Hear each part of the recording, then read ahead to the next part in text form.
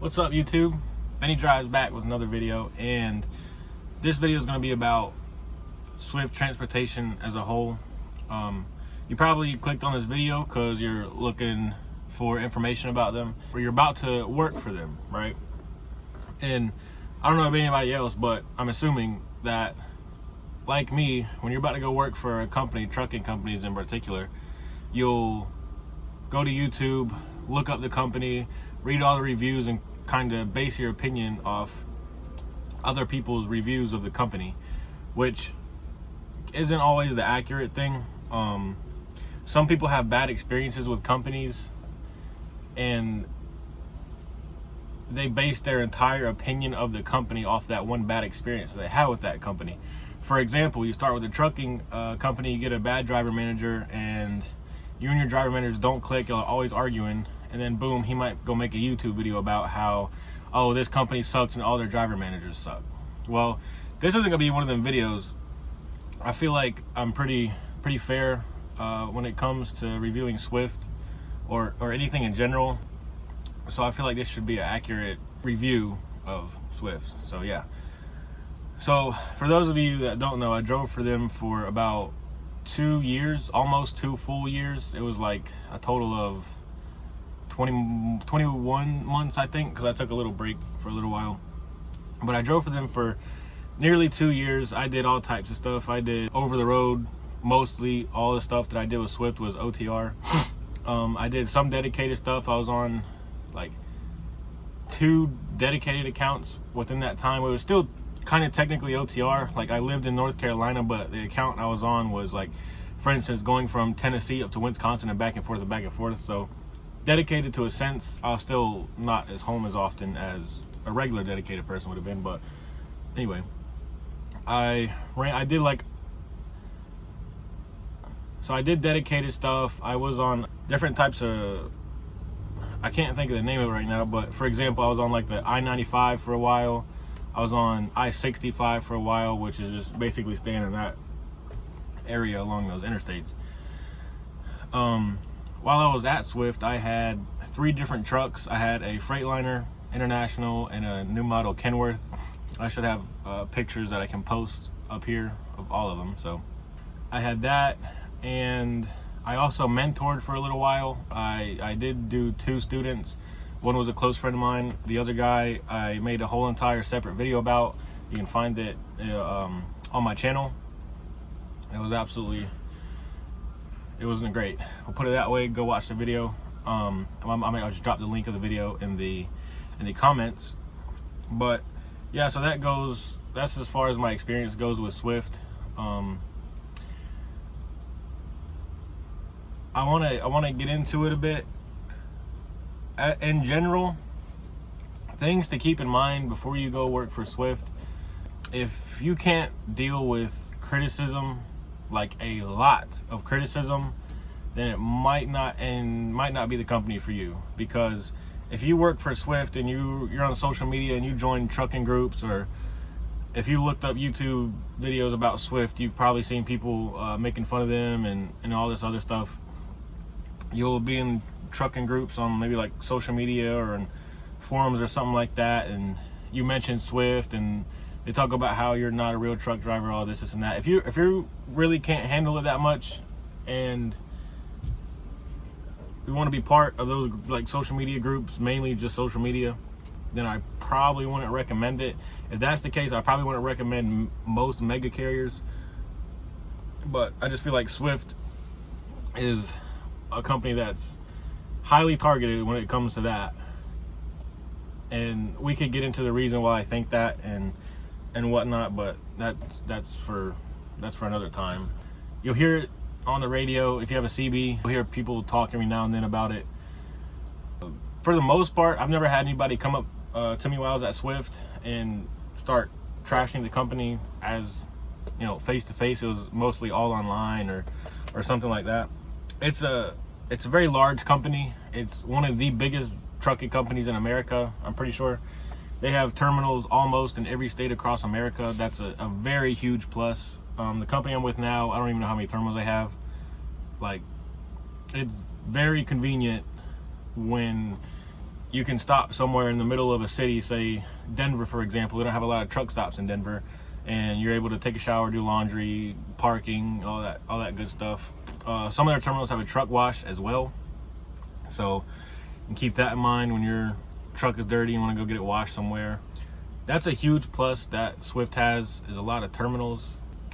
We can get into talking about equipment, maintenance, shops like that.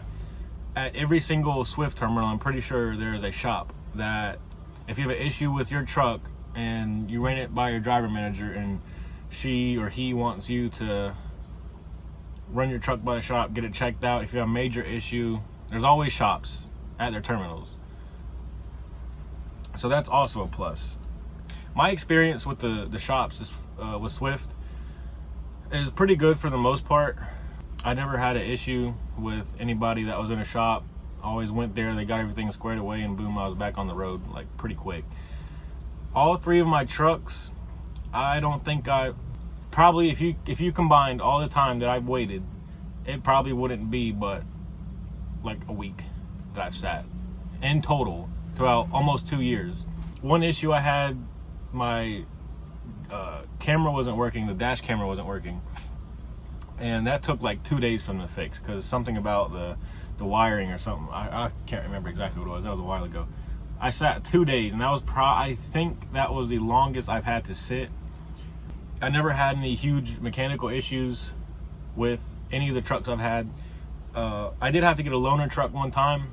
The new generation Kenworth truck that I had was hit at a truck stop, and the hood was messed up, the headlight was messed up, bumper was messed up, all this great stuff. So that happened. I think it was a full month, maybe like a full entire month before they got everything fixed, because the parts were coming in slow and they were not able to get it fixed quick.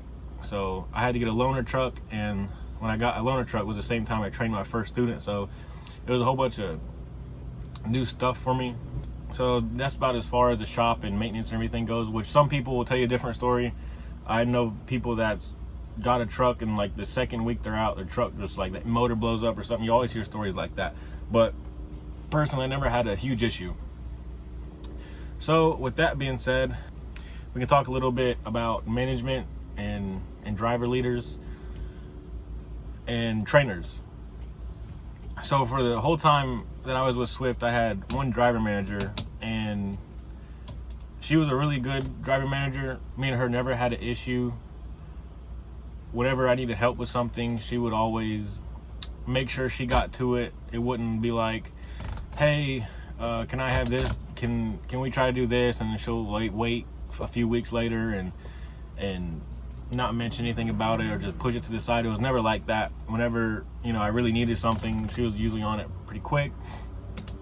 So if you're watching this video, shout out to you. I don't want to put your name in it because, personal reasons or whatever, but I had a great driver manager.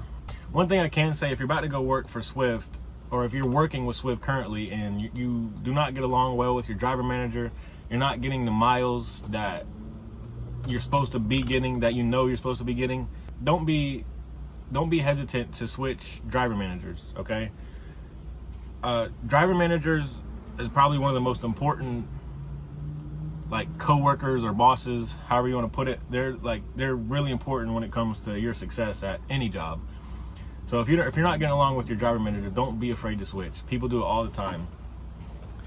As far as everything else, management wise, I never really had an issue with anybody else.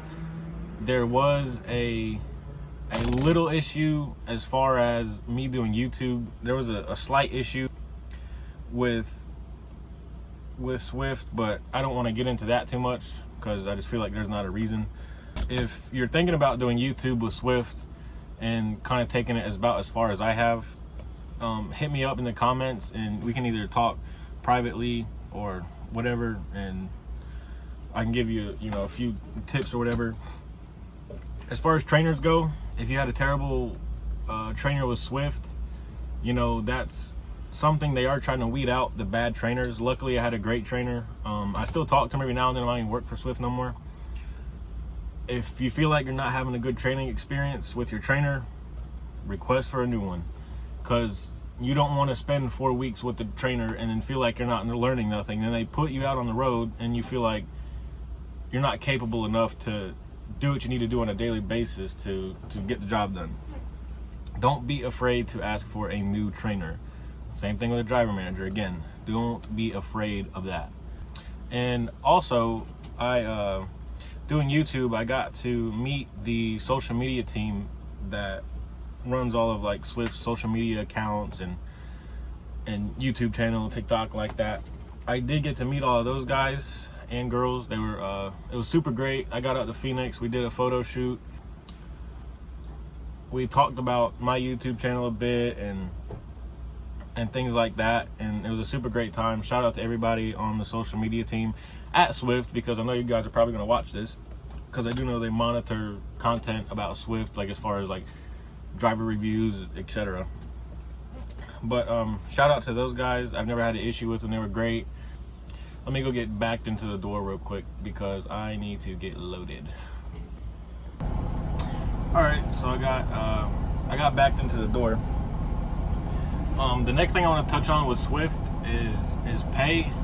With Swift isn't that great in my opinion, and I'm saying that when I started, I was getting paid, I think, 42 cents per mile. And when I left, and they gave everybody a company-wide raise, right? So when I left, I was getting paid, I think, 52 cents per mile. So in a total of 10 years, it's 10 extra cents. And most of that was just because of company-wide raise. Which, I'm not gonna lie, you know, I'm being brutally honest about everything. When you're over the road for a few weeks at a time, and you go home for 4 days, and each week you're getting paid like $700, $800, $900 from being away from your family for this long and doing a job like you're doing.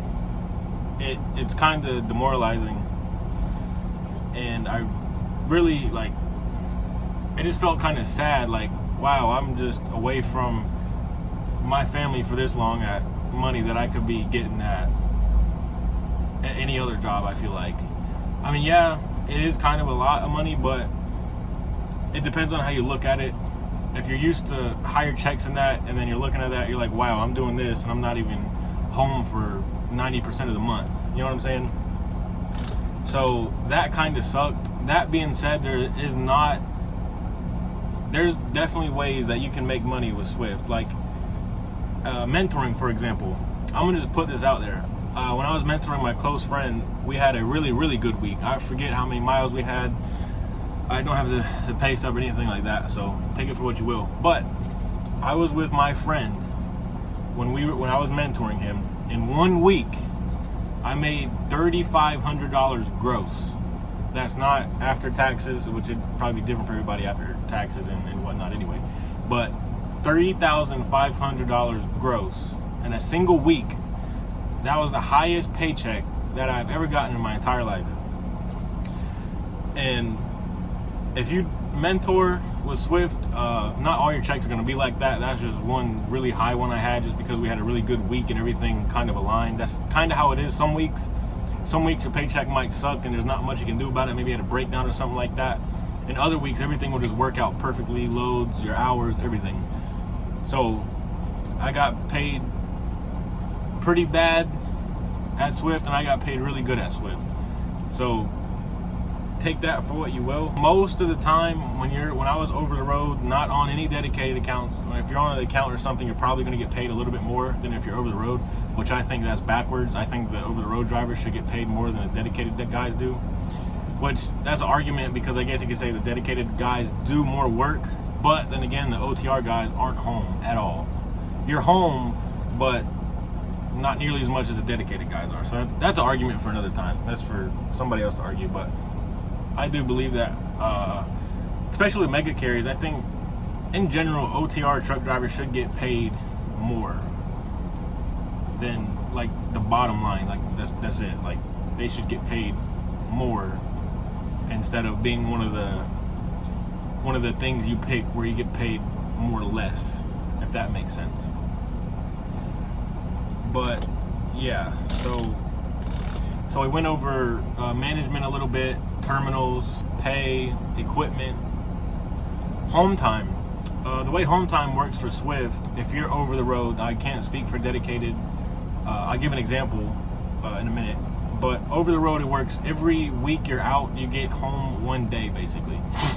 So you can stay out 2 weeks and then go home for 2 days, which it kind of sucks. You're out for 14 days and you're home for 2 days. So mainly what I would do and what I've seen everybody else do, they would stay out for about 4 weeks, 3 or 4 weeks, and then try to go home for like 4 days.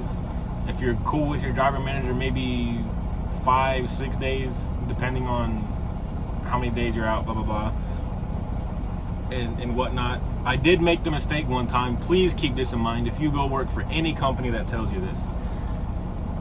When they say every week you're out, you get 1 day home, you cannot add those days up.